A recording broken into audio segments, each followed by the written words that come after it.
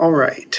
For this lecture, we're going to start into what the AP curriculum calls time period 3, and I'm calling this lecture The Road to Revolution.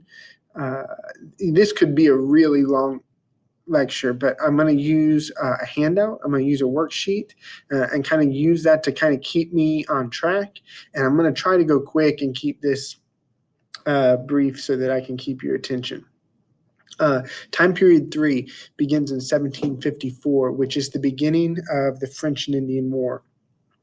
In your textbook, chapter 6 will cover that. I encourage you to read it as always, but we're not going to spend a lot of time, class time going over the ins and outs of the French and Indian War. That's something I need you to pick up on your own. Where we're going to get interested is around the year 1763, when the French and Indian War is coming to its conclusion, because the end of the French and Indian War really marks a turning point in colonial development and the move towards American independence from Great Britain. So to get started on this, I'm going to go to our unit page, and down in the documents, there's a worksheet. I just put it in here. It's called Road to Revolution Worksheet, and you can pull that up, and this one will be blank. And this is something like if we were in class, I might give this out one day and then say, hey, we're going to go over it the next day, or maybe we would try to complete this with some partners or in groups. But for this lecture, I'm just going to use this as a discussion. What this does, it says moving toward revolution. It begins with 1763, the end of the French and Indian War, and says, why is this significant as a turning point? And then there's going to be this series of back and forth of British actions and colonial reactions. And we need to think about what were those actions and what was the reasoning behind them. And it's kind of a back and forth timeline. And there's several things here leading all the way up to 1776. So a 13-year, just over a decade period that we're going to call the Road to Revolution. Now, you could print this off or look at this worksheet, use it to take your own notes. I'm actually going to go to this file, Road to Revolution worksheet with notes, and these just have a few things that I've jotted down on here. I certainly did not complete the worksheet. This is not an answer key, but this is just some of my thinking as I lecture through. So I'm going to use this one. And we'll start here on the road towards the Revolutionary War. In 1763, you guys did a discussion post on Friday about the aftermath and how there was conflict. Once the French were gone, the Indians remained after the French and Indian War. And Pontiac's rebellion and violence between British colonists and Native Americans continued. And at this point, Britain is going to step in. A proclamation from the king, proclamation of 1763, that says settlers can't move west of the Appalachian Mountains. The idea was to promote harmony with the Native Americans, but of course, the colonists are going to resent that. For the colonists, they feel like this is what the French and Indian War was all about. We fought for the Ohio River Valley so that we could have control, access to those furs, and to move into those regions. And now the British Crown is going to say, no, you can't move in there. And essentially, colonists are going to ignore that. Right around this same time in 1763, you're going to see another British action, the Sugar Act. A few things you need to know about the Sugar Act. This is the first British tax with the sole purpose of raising revenue. So there's going to be lots of taxes, and even before the Sugar Act, there were navigation acts and molasses acts. All of those other acts were part of the mercantilist system. But the Sugar Act was specifically about debt, was specifically about raising revenue. Great Britain had lost a ton of money and had debt from the French Indian War. And, Great Britain felt like they had fought the French and Indian War on the colonists' behalf. So it was only right for the colonists to take part in some of that revenue raising. The other thing to know about the Sugar Act is that it was an indirect tax. What we mean by that is that was a tax that merchants paid at the port. This is a tax, on the ins and outs. This is not necessarily something that somebody going to the local market is going to necessarily notice. Prices are going to go up, but this was a tax that was an indirect tax that every colonist experienced, but only kind of the merchant class is really seen up close and personal. Um, Boycotts and resentment is going to build. I said, why Boston? Of course, Boston is a trading hub. It is a center for the merchant class. So, somebody in Boston is gonna feel the Sugar Act much more than someone from a different geographic place. At the same time, Britain's debts extend around the world to other countries. And one of the things you need to pay back debt or war obligations in this time is hard currency.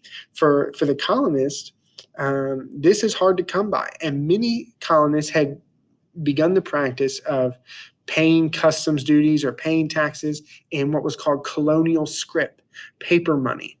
And the Currency Act is going to nip that in the bud. Colonists are going to be upset because now it's going to be harder to pay their debts. When Britain says we're not going to accept paper money, but debts and revenue has to be paid in hard currency, that's going to build resentment.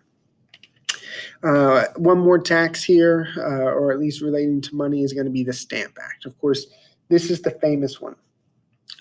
Passed in 1764, set to go into effect in 1765, again with the stated aim of raising revenue. So now, the Crown is coming back with a second act now aimed at raising revenue and particularly to provide for colonial defense. Again, the French and Indian War, from the British perspective, was fought to defend the colonists. And now, even in the aftermath of Pontiac's Rebellion, you've got British soldiers and troops. And the colonists, from the British perspective, need to pay for their own defense. Now, a difference here with the Stamp Act to the Sugar Act is this is a direct tax. This was something that you're going to need this stamp on paper goods, legal documents, newspapers, and whatnot. And this was something that each individual colonist would have experienced up close and personal. This would have been a direct tax. The resistance from the colonists gets bigger. Boycotts more violent. We see the formation of radical groups like the Sons of Liberty. And this is also where you're really going to start to get that famous cry, no taxation without representation. Now, we need to talk about this because no taxation without representation is something you learn at a very early age in school, but we need to dig into it because on one hand, it's a very powerful idea, and on the other hand, it's almost nonsensical, at least from the British perspective. No taxation without representation. Well, taxation, this means the obligation of somebody's property. We're going to tax this. You're going to have to pay. So there's a very practical element when you say no taxation. You're wanting to protect your wallet. You're wanting to protect your property. Then you have no taxation without representation, without consent, without a voice. This is the principle of, self-government. So when you've got a phrase like no taxation without representation, it's working on the practical level, like dealing with somebody's property, but also on the principle level of this idea of representative government. So it appeals to a wide audience. This is why I think it carries so much weight in the colonies because moderates and radicals can get behind this. A radical, might be really caught up in this idea of representative government and these ideals of democracy. And this is just an injustice. And the radical might really care about the principle of it all. Whereas a moderate, might not have a whole lot of, political science considerations. They might not have all this representative government enlightened theory, but they do care about their pocketbook. They do care about taxes in their wallet. So no taxation without representation is a powerful phrase that appeals to a wide audience from moderates to radicals. One last thing on this. From the British perspective, it was nonsense, because you have to remember, in this time, Great Britain is a limited monarchy. It has a parliament.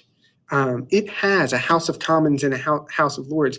By design, the British Empire already has certain checks and balances built into it that other absolute monarchies and dictatorships of that time didn't have. So when the colonists, these British subjects, start saying something like no taxation without representation, King George or other British elites are like, what are you talking about? You have what they would call virtual representation, just by the fact that Britain had a parliament, that there was a system of public voice or accountability. All British subjects who are part of the British Empire are virtually represented. What the colonists are saying is, without direct representation, they had become used to their local town halls. They had become used to things like the Virginia House of Burgesses, which was smaller, local control with more direct voice and direct representation. So for the colonists, they said, well, we don't have a voice in Parliament. We don't have a colonial representative. But you know what? There were also hamlets and towns within the actual British Empire that also didn't have direct representatives. And so, I'm just making this up, but let's just say, Manchester didn't have a representative in Parliament. That didn't mean that they could cry no taxation without representation. So from the British sense, no taxation without representation is nonsensical, or at best, it's asking for something that is unreasonable, because certainly not every single geographic entity within the empire could have its specific representative voice. All right, moving on. Just one other thing on the Stamp Act here, as the Stamp Act gets repealed, and I think this is interesting because this is maybe the most famous of all the taxes, next to maybe tea. But the Stamp Act never actually went into effect. It was repealed before any money, any property was actually taxed and or collected. So, the one that gets the most to do in practice was actually the one that never actually happened. When Parliament repealed the Stamp Act, they passed a Declaratory Act, which basically said, we're going to repeal this tax, but Parliament does still have the right to tax and will tax again in the future. Okay. I'm going to have to speed up. The Townshend duties, you can put 1767. So this is a few years later. This is where Britain is going to follow through on that Declaratory Act. They're going to come back and they're going to tax household items, things like lead, paint, glass, everyday items. These are direct taxes again, and colonists are going to be upset. Newspapers were a source of information, of propaganda, and were largely a tool of the crown. So the elites and the British officials could control the newspapers. And so the colonial reaction begins to sabotage newspapers because it brings in this idea of freedom of speech or freedom of the press, and who gets to control the flow of information in the public discourse. Eventually, due to the violence and resistance to the Townshend duties, those are going to be repealed. Every Townshend duty is repealed except for the tax on tea. This is going to be the Tea Act, and famously is going to lead to the Boston Tea Party, which is, a more radical protest. This isn't just a boycott or a letter or a petition. This is the destruction of very valuable property. But even though it's the destruction of a large amount of property, it is largely about the principle, because the Tea Act, which gave the British Empire a monopoly on tea in the colonies, actually made the daily price of tea cheaper, because just that's just the way it happened, because they didn't have to compete, and so Britain could make more money off of cheaper tea, and so the Boston Tea Party destroyed all that property, but it was about the principle, not the actual price of tea. In response to this violent boycott, we're going to see a couple acts here: the Quartering Act and the Intolerable Acts. I believe the Quartering Act is just like one piece of the Intolerable Acts. These acts are punitive. We've had, up to this point, we've had mercantilist acts, we've had taxes for revenue of a variety of types, indirect and direct. But these acts in 1774 are now punitive. These are meant to punish the colonists. They took away things like the right to a trial by jury of your peers. They further limited colonial newspapers and freedom of speech. Quartering Act said that the British military was going to be forced into your home, and you're going to have to house them and perhaps feed them. This is a violation of privacy or personal property.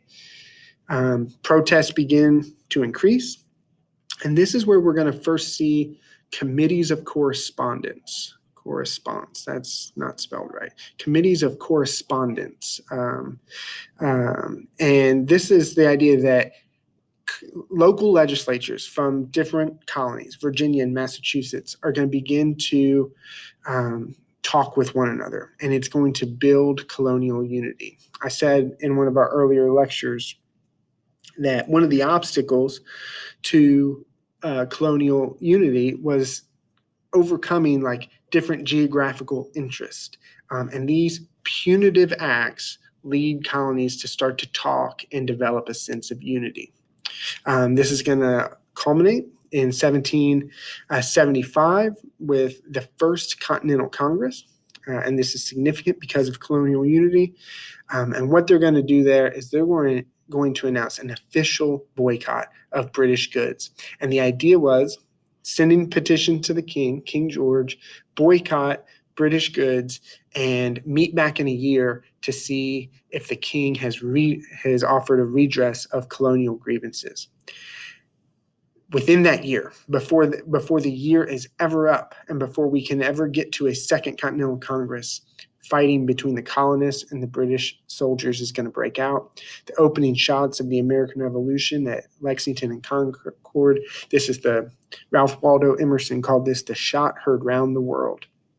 And by early 1776, before we get to the Second Continental Congress, Thomas Paine has started disseminating his pamphlet, Common Sense. Of course, Common Sense is going to be a plea for separation.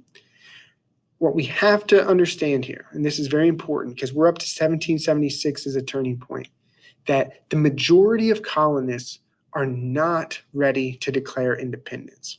Thomas Paine's Common Sense, it makes a lot of sense, and it reaches a large public audience. However, the majority of American colonists are still not for independence. And that looks like it is spelled wrong too. But the majority of American colonists are either aloof, they're not interested in the principles, or they're just still practically too connected. In terms of an American identity, there is this growing independence movement. There is a revolutionary spirit, and I would say it's about a third of colonial elites that want independence.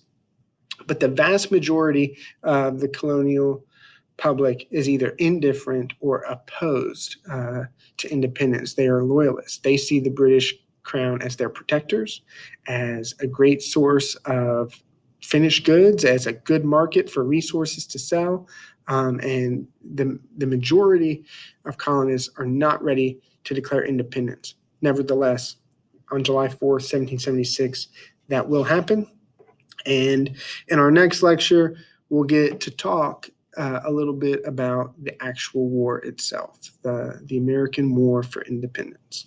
Okay, this was a longer lecture, and I appreciate you listening. Thanks.